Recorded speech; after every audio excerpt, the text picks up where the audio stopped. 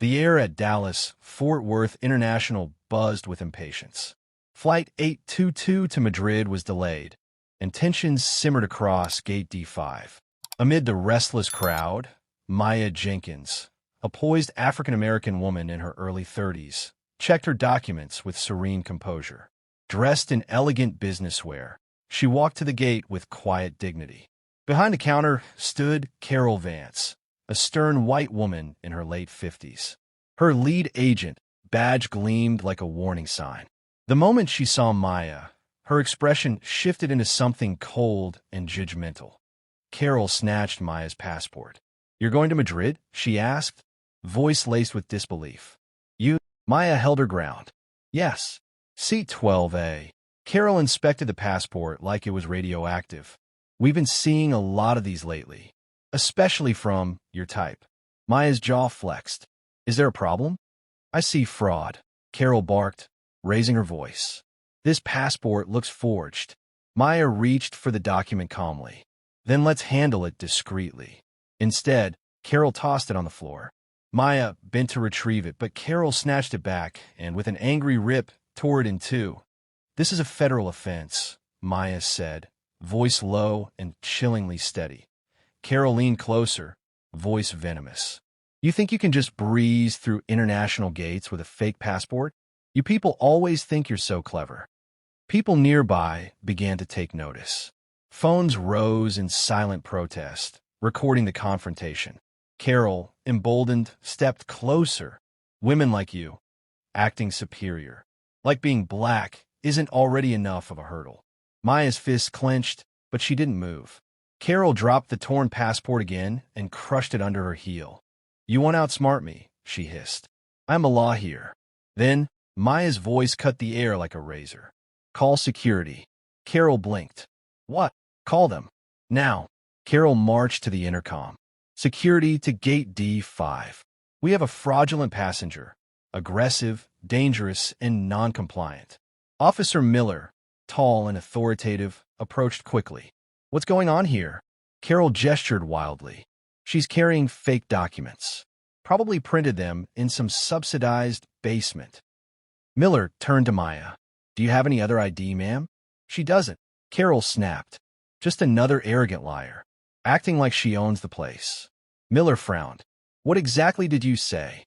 But Carol was on a roll, voice rising with hysteria. "She's trash, pretending to be someone important. But she's nothing, just another government-dependent imposter." The gate fell silent. Miller cleared his throat. "Both of you need to come with me." "Oh, I'd love to see this fraud in cuffs," Carol sneered. "I'll testify personally." Maya glanced at her watch. 5:57 p.m. She murmured, 3 minutes behind schedule. Miller noticed her calm. She wasn't nervous. She was waiting, Carol ranted. "This country's falling apart because we allow people like her to slither through." Then, movement that a tall man in plain clothes strode toward them. Shave head, discreet earpiece, intent eyes.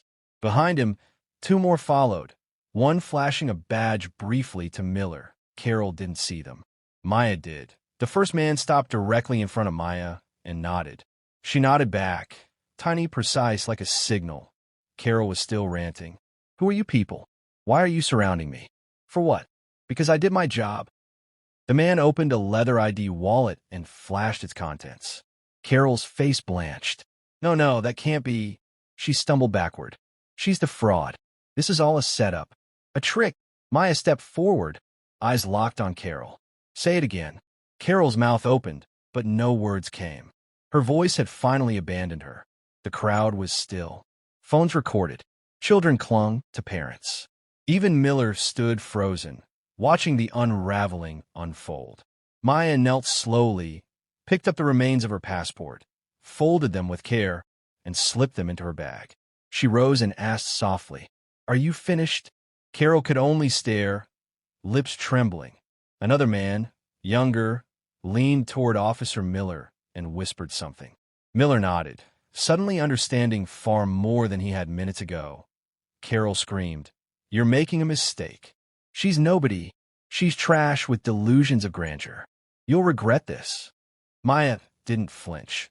She simply turned to the man with the earpiece and gave the faintest smile.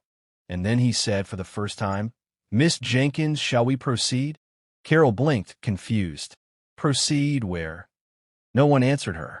And then Maya finally spoke again, as coolly as ever, right on schedule. Carol was only now realizing the depth of her mistake. She doesn't need to defend herself, the plainclothes agent said, voice calm but commanding. This is Special Agent Maya Jenkins, FBI, International Intelligence Division. The terminal fell into stunned silence. Carol's mouth opened, then shut again. No, that's not. This can't be real. Maya stepped forward, removing her glasses with deliberate calm. What is it that shocks you more, Carol? She asked softly. That a black woman could carry power, or that your hate finally has consequences?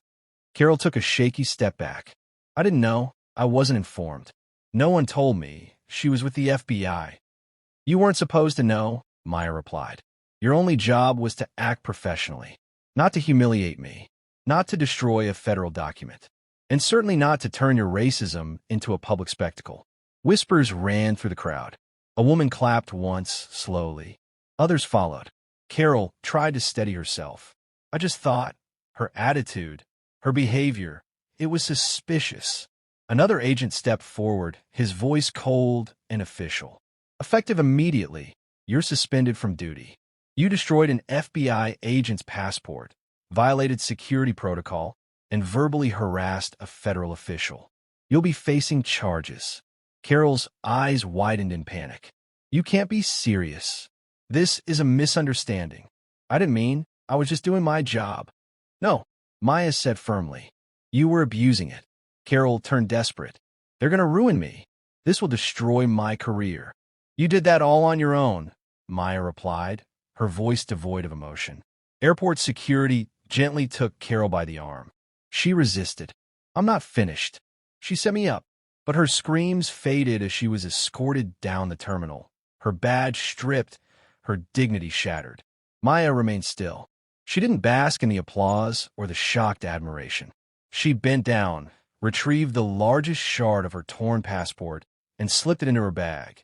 Then she turned toward the agents. Let's go. We have work to do. Hours later, the airport issued a public statement. Employee Carol Vance has been suspended pending investigation. Her conduct does not represent the standards or values of this institution. But the video told a different story. It spread like wildfire. Millions watched Carol being dragged away. Her hateful words echoed across timelines, news feeds, and primetime broadcasts.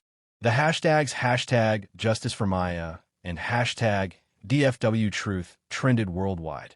Within 24 hours, Carol Vance had lost her job, her clearance, and was summoned to federal court. Former passengers came forward with their own accounts. She had a long history of targeting travelers of color. The difference this time? Cameras were rolling. Maya, however, gave no statements. No interviews. She didn't tweet. She didn't post. She simply vanished. On her real flight. Destination, Tokyo. New passport. New identity. Same mission. She had left the broken fragments of her passport behind. Intentionally. A message. A warning. A weapon. What Carol had seen as a petty act of defiance was, in fact, the beginning of something far larger. This had never been about humiliation. It had been surveillance. Evidence. The entire incident was recorded not just by civilians, but by Maya's own operation. Because her assignment didn't begin in Spain, it began at Gate D5 that weeks later, in a secure Washington, D.C. office. A man in a suit opened a sealed envelope. Inside were recordings from Dallas-Fort Worth, backed by timestamps, testimony, and analysis. That envelope triggered a national review of airport security conduct. A reckoning was coming, not just for Carol Vance, but for every unrecorded, unchecked agent like her. Meanwhile, in Tokyo, Maya stood at a window, watching the sun rise over a city of secrets. She reached into her jacket, removed the final piece of her old passport, and placed it in a drawer. She allowed herself one brief smile, because she knew that torn paper had opened something no badge ever could.